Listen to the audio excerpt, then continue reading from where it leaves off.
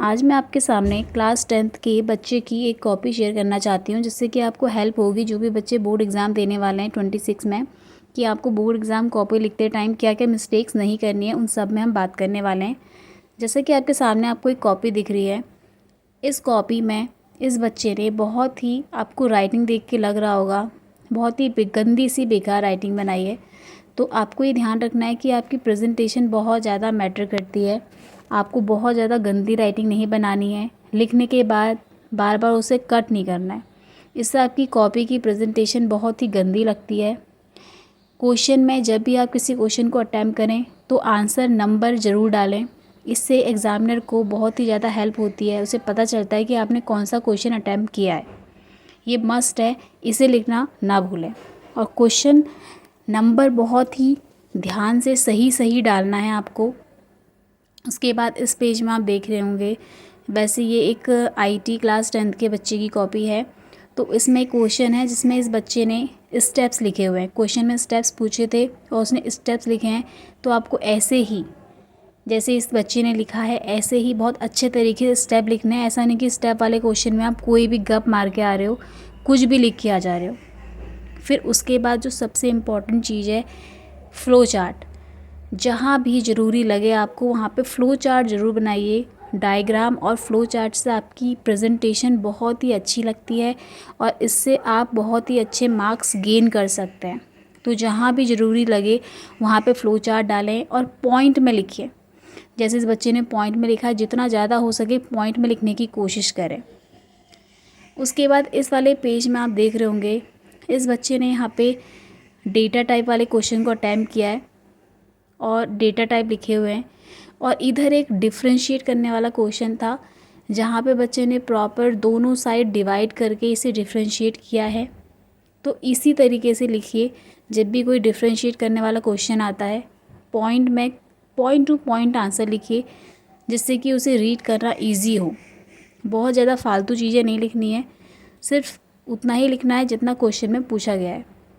Flow chart, diagram, अगर आप science का पेपर दे रहे हैं, मैथ्स का दे रहे हैं, फिजिक्स का दे रहे हैं, केमिस्ट्री का, रिएक्शन, डायग्राम, फ़्लो चार्ट, ये आपके बहुत ही अच्छे मार्क्स गेनिंग चीज़ें होती हैं, जिसकी वजह से आप बहुत अच्छे मार्क्स गेन कर सकते हो।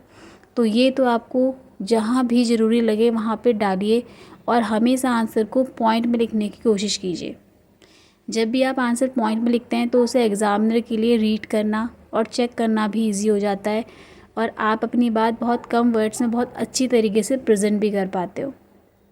बोर्ड की कॉपी बहुत ही ज़्यादा, मतलब ऐसा होता है कि बोर्ड में एक आपकी कॉपी होती है जो आपको वहाँ पे प्रेजेंट कर रही है। तो इस बच्चे ने देखो, जैसे यहाँ पे एक कंसोलिडेटेड डेट स्प्रेडशीट का एक क्वेश्चन अटैम्प्ट किया है और बहुत ही अच्छे से स्प्रेडशीट बना रखी है। आंसर्स लिखे हुए हैं, एक आंसर के बाद दूसरे आंसर के बीच में लाइन ड्रॉ की हुई है। और इस वाली कॉपी में देखिए डिफ्रेंशिएट करने वाला क्वेश्चन है, तो दोनों ही क्वेश्चन को बहुत ही स्मार्टली अटैम्प्ट किया है। बीच में अंडरलाइन करी है, मीन्स कि बता रहा है बच्चा कि ये दोनों के दोनों क्वेश्चन अलग हैं। बहुत सारे बच्चे क्या करते हैं, वो एक ही साथ बिल्कुल एक पैराग्राफ की फॉर्म में आंसर लिख देते हैं और उसमें हमें समझ में नहीं आता है कि बच्चे ने कौन सा आंसर कहाँ पे लिखा हुआ है। कई बार ऐसा होता है एक ही क्वेश्चन आंसर दो होते हैं उसमें, लेकिन वो समझ में नहीं आता है क्योंकि आपने बीच में कोई मार्जिन नहीं दिया होता है। और जब भी एमसीक्यू वाले क्वेश्चन आप अटेंड कर रहे हो तो उन क्वेश्चन को अटेम्प्ट करते टाइम क्वेश्चन नंबर डालना बिल्कुल नहीं भूलना है आपको। क्वेश्चन नंबर डालना तो मस्ट है। अगर आप कोई भी क्वेश्चन अटेम्प्ट कर रहे हो तो उसमें क्वेश्चन नंबर बिल्कुल सही होना चाहिए। अगर आप क्वेश्चन नंबर नहीं डालते हैं, जैसे कि यहाँ पे इस बच्चे ने गलती की है, यहाँ पे इसने क्वेश्चन नंबर नहीं डाला है, तो अगर आप क्वेश्चन नंबर मिस करते हैं तो वहाँ पर टीचर को बहुत ज़्यादा प्रॉब्लम होती है, एग्जामिनर को बहुत ज़्यादा प्रॉब्लम होती है। समझ में नहीं आता कि आपने कौन सा क्वेश्चन अटेम्प्ट किया है, कौन सा, क्या मतलब किस टाइप का, क्या आपको मार्क्स देगा। अगर आपके मार्क्स सही भी हैं और एक बार ऑप्शन लिखने के बाद ऑप्शन को कट नहीं करना है, ये नहीं कि आप बार बार कट कर रहे हैं। और क्वेश्चन नंबर यहाँ पे भी देखो, इस बच्चे ने क्वेश्चन नंबर मिस किया हुआ है, तो इसमें बहुत ज़्यादा कन्फ्यूज़न होता है। एग्ज़ामिनर को भी कन्फ्यूज़न होता है कि वो समझ नहीं पाता कि आपने कौन सा क्वेश्चन अटैम्प्ट किया है, किस क्वेश्चन के आप आंसर देना चाहते थे। तो ये चीज़ें आपको ध्यान रखनी है। इसके बाद एक दूसरा बच्चा है, इसकी कॉपी मैं आपके साथ शेयर कर रही हूँ। इस बच्चे ने क्वेश्चन नंबर डाला हुआ है, साथ में ऑप्शन भी लिखे हुए हैं। तो ये भी एक अच्छा वे है। अगर आप MCQ अटैम्प्ट कर रहे हो तो आप क्वेश्चन नंबर डालिए और ऑप्शन को आप लिख सकते हो, जो भी आपको ऑप्शन है क्लियर लिखिए। और एक अगर क्वेश्चन अटैम्प्ट करे तो उसके दोनों MCQ मत लिखिए। जैसे इसमें इस बच्चे ने क्वेश्चन अटैम्प्ट किया है 1 2 3 क्वेश्चन नंबर डाले हुए हैं और ABCD लिखा हुआ है। ये भी सही है, या तो आप ABCD लिख दीजिए या फिर क्वेश्चन का ऑप्शन लिख दो, या तो ऑप्शन लिख दो या फिर ABCD लिख दो, ठीक है। लेकिन ऐसा नहीं है कि आपने ऑप्शन D लिखा हुआ है और जो ऑप्शन का आंसर है वो कुछ B वाला लिखा हुआ है। और ये गलती जो है इसको तो बिल्कुल अवॉइड कीजिए, ऐसी चीज़ें मत कीजिए। अगर आप बोर्ड में कॉपी लिख रहे हो, ये जो मार्क है सही गलत, ये मार्क टीचर एग्जामिनर के लिए छोड़ दीजिए। आपको बस ABCD या ऑप्शन लिखना है। तो यहाँ पे आपको मैंने 3 तरीके दिखाए MCQs अटैम्प्ट करने के। या तो आप ABCD लिख दो, या फिर आप पूरा ऑप्शन लिख दो, और या फिर आप अगर ABCD और ऑप्शन दोनों ही लिखना चाहते हो तो सही अगर ए लिख रहे हो तो ऑप्शन भी A वाला ही लिखो वहाँ पे। फिर उसके बाद जो आपके 2 क्वेश्चन हैं, जब भी आप 2 क्वेश्चन अटैम्प्ट कर रहे हो ना, तो उनके बीच में थोड़ा स्पेस छोड़ो। एटलीस्ट अगर आपने एक क्वेश्चन अटैम्प्ट किया है और वो एक क्वेश्चन अगर आपका ख़त्म हो रहा है, तो उस क्वेश्चन और दूसरे क्वेश्चन को जब आप स्टार्ट कर रहे हो तो उन दोनों के बीच में मिनिमम आपको 2 और 3 लाइन तो छोड़नी ही है ना। पता चलना चाहिए कि आपने एक क्वेश्चन अटैम्प्ट किया है, उसके बाद आप दूसरा क्वेश्चन अटैम्प्ट कर रहे हो। ऐसा नहीं कि आपने जहाँ पे एक क्वेश्चन ख़त्म किया वहीं से आप दूसरा क्वेश्चन स्टार्ट कर रहे हो। प्रेजेंटेबल कॉपी होनी चाहिए आपकी प्रेजेंटेशन में, फिर से बोल रही हूँ, बहुत ज़्यादा मैटर करती है बोर्ड एग्ज़ाम में। कॉपी चेक जब होती है आपकी, तो प्रेजेंटेशन पे बहुत ज़्यादा ध्यान देने की ज़रूरत है। जितने भी बोर्ड एग्ज़ाम वाले बच्चे हैं जिनको बोर्ड एग्ज़ाम देना है, इस बच्चे ने देखिए यहाँ पे दोनों क्वेश्चन को बहुत ही स्मार्टली अटेंड किया है। प्रेजेंटेशन भी अच्छी है और दोनों क्वेश्चन में लग रहा है कि हाँ दोनों क्वेश्चन अलग अलग हैं। और राइटिंग भी आपको दिख रही होगी कि बहुत अच्छी राइटिंग बनाई है बच्चे ने, है ना। दोनों क्वेश्चन के वे मीन्स कि एक क्वेश्चन है उसके दोनों वेज बता रखे हैं कि ये दोनों वेज हैं, इन दोनों वे से हम क्वेश्चन को सॉल्व कर सकते हैं। उसके बाद पैराग्राफ स्टाइल, मतलब दोनों को एक प्यारे सी डेफिनेशन के साथ अलग अलग किया हुआ है।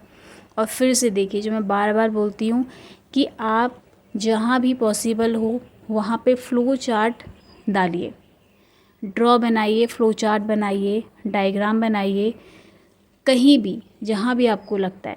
इससे आपकी प्रेजेंटेशन बहुत ही ज़्यादा अट्रैक्टिव लगती है आपकी कॉपी, और एग्ज़ामिनर को बहुत ही ज़्यादा हेल्प होती है।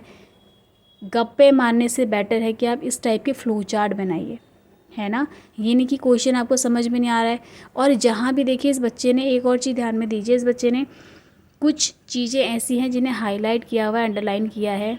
इससे क्या होता है, एग्ज़ामिनर के लिए बहुत हेल्प हो जाती है। जब आप ऐसे अपने कीवर्ड्स को अंडरलाइन करते हैं तो एग्ज़ामिनर का ध्यान उन कीवर्ड्स में जाता है और उसे बहुत ही हेल्प होती है कॉपी चेक करने में। तो इस बच्चे ने बहुत ही अच्छे से इस कॉपी को प्रेजेंट किया हुआ है। तो आपको भी इसी टाइप की चीज़ें अपनी बोर्ड कॉपी में करनी है। उसके बाद आगे देखते हैं इस बच्चे ने क्या किया है। राइटिंग बहुत ही अच्छी बनाई है। और एक सबसे महत्वपूर्ण बात है, सबसे इम्पॉर्टेंट बात है, जब भी आपको क्वेश्चन नहीं आ रहा है तो बोर्ड में उस क्वेश्चन को स्किप नहीं करना है। मैं हमेशा बच्चों से बोलती हूँ कि अगर आपको क्वेश्चन में कुछ नहीं आता है तो क्वेश्चन को पूरा ब्लैंक नहीं छोड़ना है। आपको उस क्वेश्चन के रिगार्डिंग एटलीस्ट कुछ तो लिखिए, है ना। पूरा क्वेश्चन ब्लैंक छोड़ दोगे तो एग्ज़ामिनर के लिए वहाँ पे मार्क्स देना पॉसिबल नहीं होगा। जैसे इस बच्चे ने कितना बड़ा ब्लंडर किया है, इसने हेडिंग भी डाली है, क्वेश्चन को अटैम्प्ट किया है, बट क्वेश्चन के अंदर कुछ नहीं लिखा। एटलीस्ट उसकी डेफिनेशन, उसकी फुल फॉर्म, उसके रिगार्डिंग कुछ तो लिखिए आप वहाँ पे। अगर आप उसे ब्लैंक छोड़ देंगे तो एग्ज़ामिनर चाह के भी आपको वहाँ पे मार्क्स नहीं दे सकता। और सबसे बड़ा ब्लंडर तो है कि MCQs में जब आप MCQs को ही छोड़ देते हैं, ये तो आपको बिल्कुल भी नहीं करना है। MCQs को बिल्कुल भी नहीं छोड़ना है, MCQs को अटैम्प्ट करना ही है। और अगर आपको कुछ भी समझ में नहीं आ रहा है तो आपको ऑप्शन नंबर C लिख के आना है।